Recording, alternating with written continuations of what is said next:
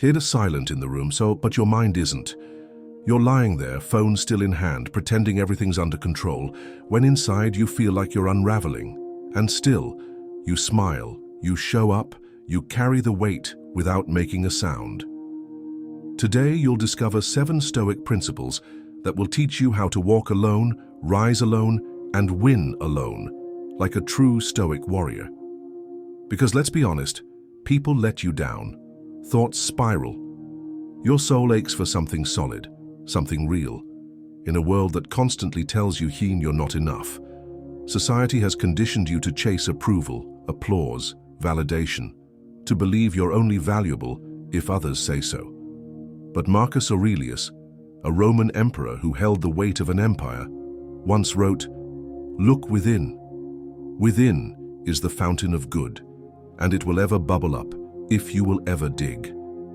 Your strength was never out there. It was never in their hands.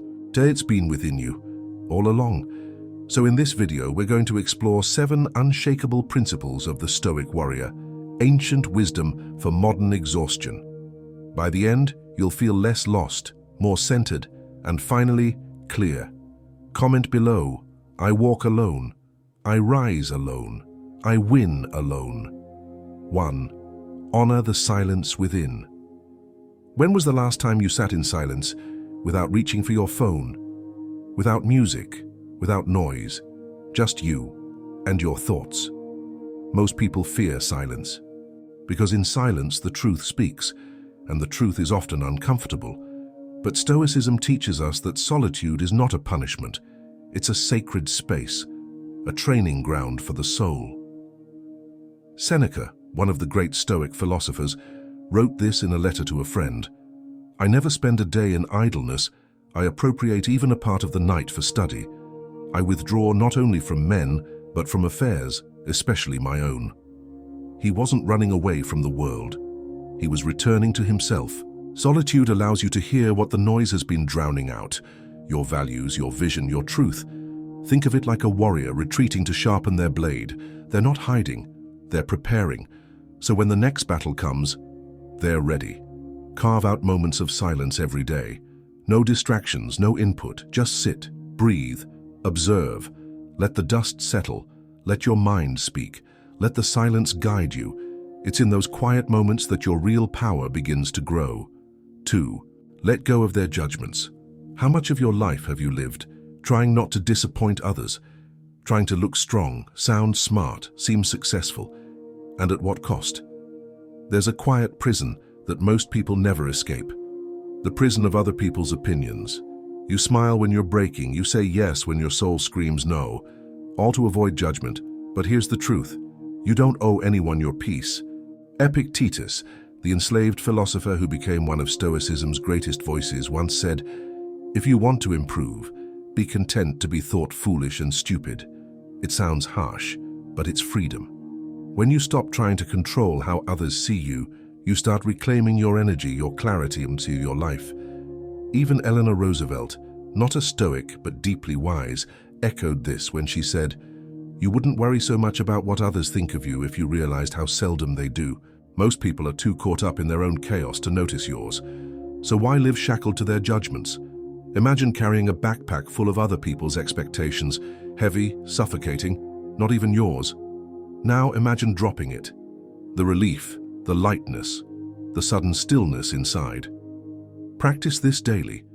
Ask yourself, am I doing this for truth or for approval? And if it's the latter, pause, realign. Choose what's right over what's liked. That's not rebellion. That's liberation. 3. Stand on your own feet. Who's holding you up? And what happens when they stop? There's a quiet fear many carry, that without others they'd collapse, that if left alone they'd fall apart.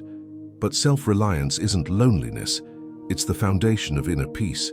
Stoicism doesn't tell you to isolate, it tells you to anchor, because when the storm hits, and it always does, the only shelter that truly lasts is the one you've built inside yourself. Think about the safety instructions on a plane. Put your own oxygen mask on first before helping others. Why?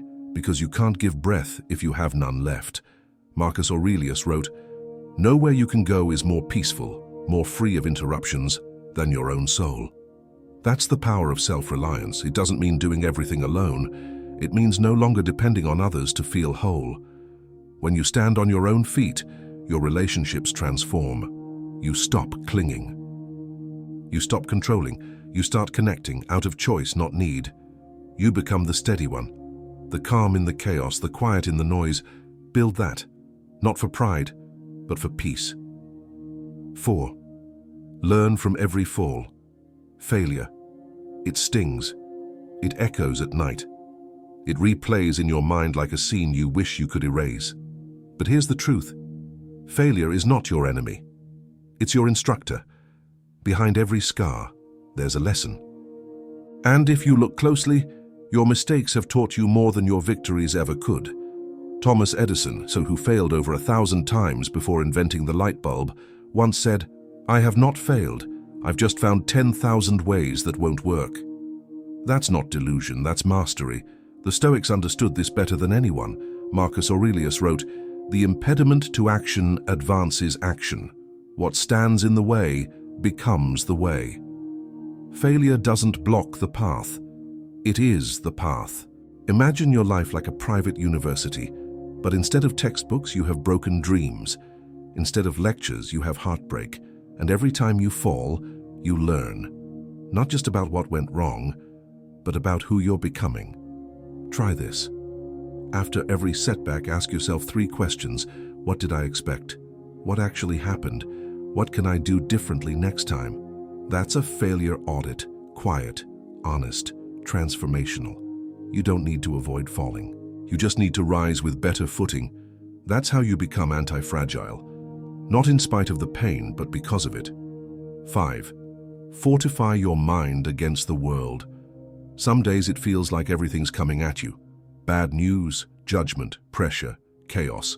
Like the world is louder than your own thoughts. That's why the Stoics taught us to build something sacred. Not outside, but within. An inner fortress. A place nothing and no one can shake.